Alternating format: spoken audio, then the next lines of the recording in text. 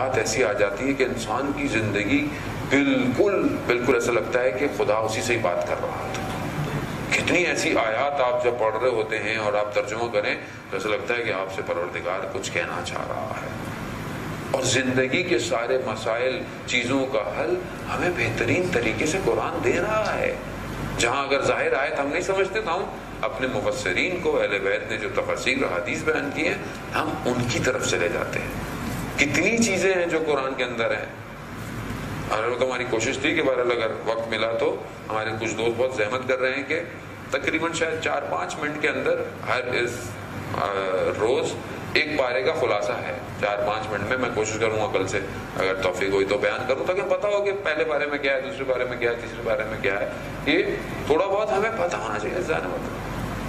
وہ Harry Potter کی کتاب جب ریلیز ہوتی ہے لوگ لائنیں لگا کے خریدتے ہیں، اور وہ صرف تخیلاتی ناول ہے، اور وہ بھی اس میں شیطان پرستی ہے ساری، اور وہ لائن سے لگے ہوئے لوگ. لائن لگتی ہے یورپ میں کتاب خریدنے کے لیے. ہمارے یہاں بھی بڑا پوز مارا جاتا ہے. جو ہمارے یہاں بھی کچھ فیملی ہیں نا ہیری پوٹر شیلف میں رکھتے ہیں کہ نا ہمارے بچے ہیری پوٹر پڑھتے ہیں. وہ ٹھیک ہے، پڑھے، بری بات ہے، سٹوریز پڑھے، لیکن جو حقیقی کتاب ہے، احسن القصص قرآن کہہ رہا ہے کہ ہم نے بیان کی ہے، وہ ہم کتنا پڑھتے ہیں؟ کتنا ہم اپنے بچوں کو موٹیویٹ کر رہے ہیں؟ کتنا ہم بچوں کے لیے کام کر رہے ہیں؟ قرآنی چیزوں کو بچوں کے لیے کتنا کیا ہم نے آج تک؟ اب جب مولانا کچھ بتا دے کہ یوں کرنی چاہیے، سٹوری بنانی چاہیے، اینیمیشن بنانی چاہیے، سب آ جاتے ہیں. مولانا صاحب پھر کب بنا رہے ہیں آپ؟ سارا کام مولوی نے کرنا ہے، ہم نے کچھ نہیں کرنا، ہمیں باتیں کرنی ہے.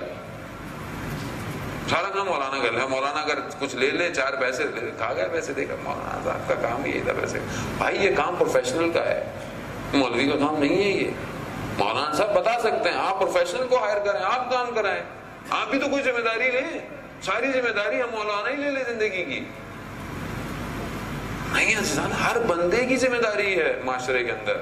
امام وقت کو ہر بندہ چاہیے، ہر انسٹیٹیوشن کا بندہ چاہیے.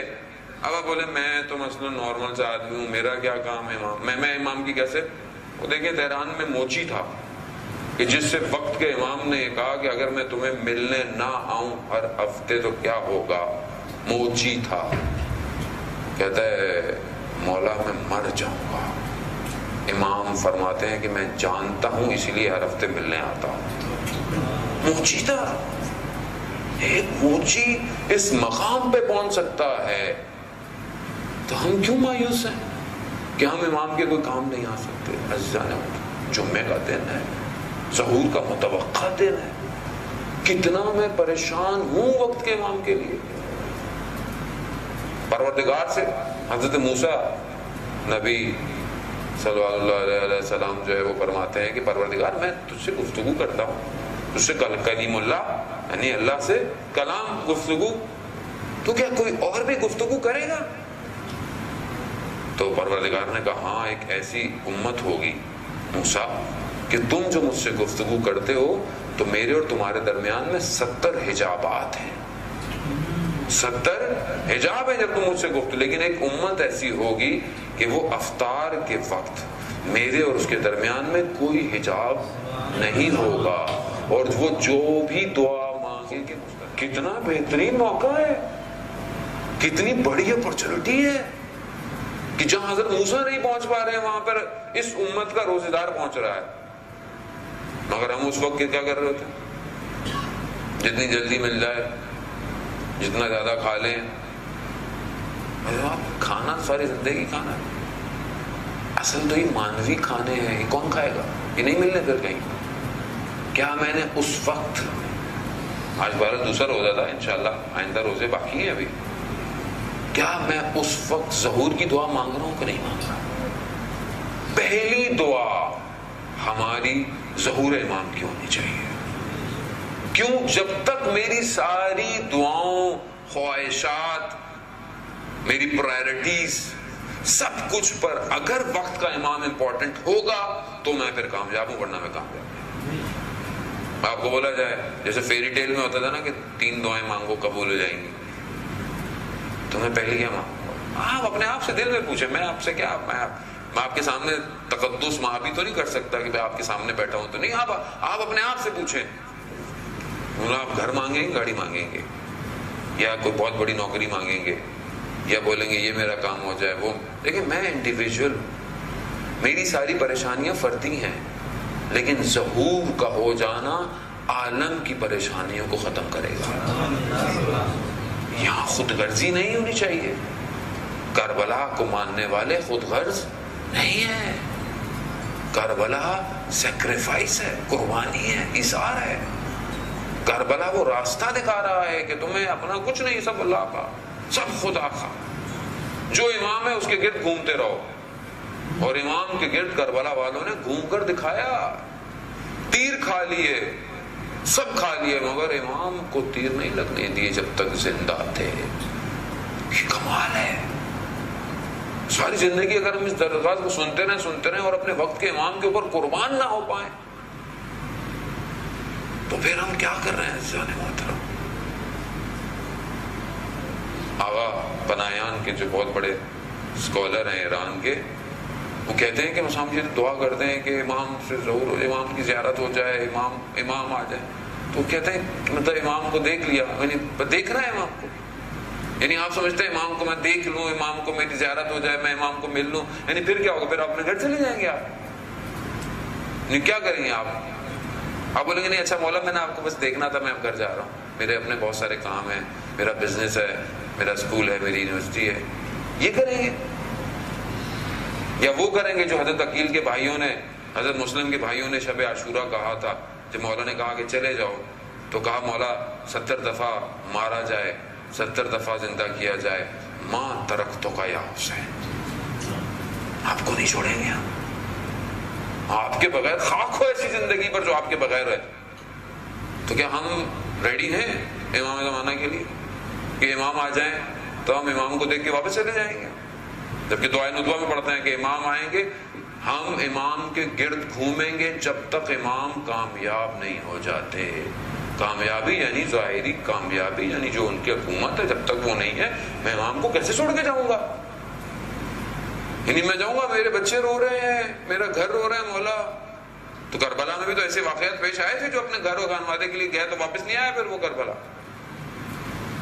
آنے والے آئے، حبیب ابن مظاہر آئے، زہیر ابن کہن آیا، اپنے گھر کو چھوڑ کر آئے.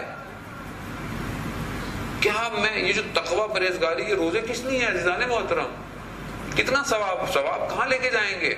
جنت میں جائیں گے تو ثواب ملے گا نا.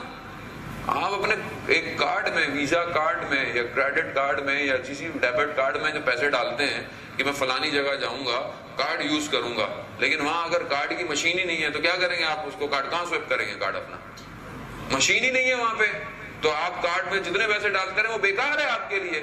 تو جس جنت کی تمنا میں ثواب کما رہے ہیں، اگر جنت میں جانے کا موقع ہی نہیں ملا تو کہاں لے کے جائیں گے ثواب؟ اور جنت جب تک نہیں ملنی جب تک سردار جنت راضی نہ ہو، اور جب تک حسین کا بیٹا، حسین کا وارث زندہ ہے. عزیزان محترم، زندگی کی کوئی اور تمنا نہیں ہونی چاہیے.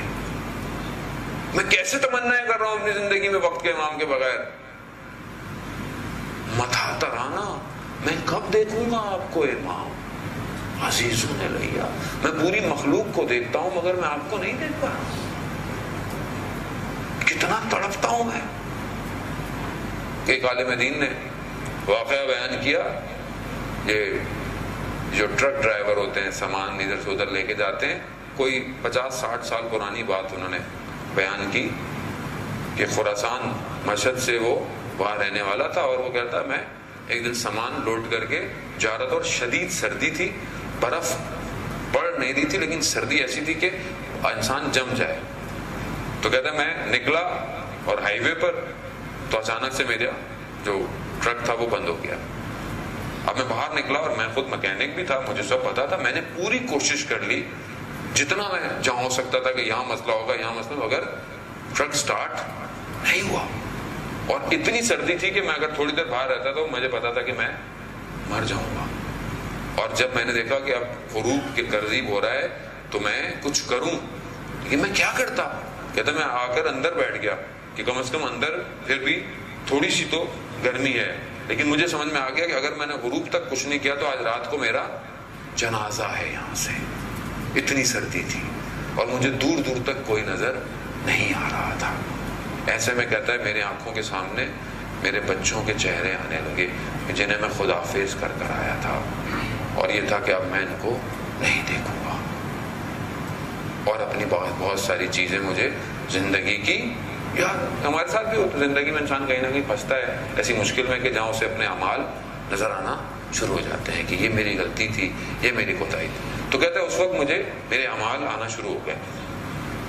میں نماز کے معاملے میں کوتاہی کرتا تھا, کبھی رہ جاتی تھی, کبھی دیر سے پڑھتا تھا. یہ میرے اندر ایک برائی تھی. اور ایک اور برائی تھی جو میرے اندر تھی, اس کا وہ عالم دین نے بھی ذکر نہیں کیا کہ وہ یہ دو چیزیں میرے اندر کمزوریاں تھیں. تو میں نے وہیں پر وقت کے امام کو پکارا, یا امام زمان اغثنا, میری مدد کیجیے, میں آپ سے وعدہ کرتا ہوں میں آج کے بعد اپنا یہ گناہ چھوڑ دوں گا اور نماز اول وقت پڑھوں گا. کہتا ہے یہ میں نے ابھی کیا اور خدا کی بارگاہ میں بڑا گریا کیا کہ خدا مجھے معاف کر, مجھے اس چیز سے نکال. تو میں نے دیکھا کہ سامنے سے کوئی شخص آ رہا ہے جس کے ہاتھ میں پانا ہے. تو میں سمجھا کہ شاید کوئی اور ڈرائیور ہے جس کی اپنی بھی گاڑی واڑی کوئی خراب ہے. جیسے ہی آیا تو اس نے میرے شیشے کے پاس آ کر کہا کہ مجھے کہا کہ کیا ہو گیا. میں نے کہا کہ کہہ رہا ہے میں صحیح کرتا ہوں. کہہ رہا نہیں ہو, کہہ رہا نہیں میں کرتا ہوں, تم سیلف کرو. کہتا ہے میں نے جیسے ہی اس نے کچھ کیا تھوڑی دیر میں نے دیکھا ٹرک سٹارٹ ہو گیا. وہ واپس آیا اور شیشے کے پاس کھڑے ہو کے کہنے لگا. تو میں نے کہا کہ بہت شکریہ, چلو میں آپ کے ساتھ چل کر آپ کی گاڑی بھی اگر مشکل ہو. کہتے نہیں میری کوئی مشکل نہیں ہے. کہا نہیں یہ کیسے ہو سکتا ہے, آپ نے میرے لیے مدد کی ہے تو میں کوئی نہ کوئی تو آپ کی مدد کروں, میرے پاس کچھ پیسے ویسے جو تھے. میں نے کہا جو, تو کہنا نہیں ہمیں کسی چیز کی ضرورت نہیں ہے, بس اس عہد پر قائم رہنا جو تم نے کیا ہے. کہہ رہا یہ میرا سننا تھا تو میرا بدن خشک ہوا اور میں اتنا بھی ادب نہ کر پایا کہ میں باہر نکلتا. لیکن جیسے ہی مجھے سمجھ میں آیا کہ میں باہر نکل کر پاؤں میں پڑ جاؤں, جب تک وہ شخص غائب ہو چکا تھا.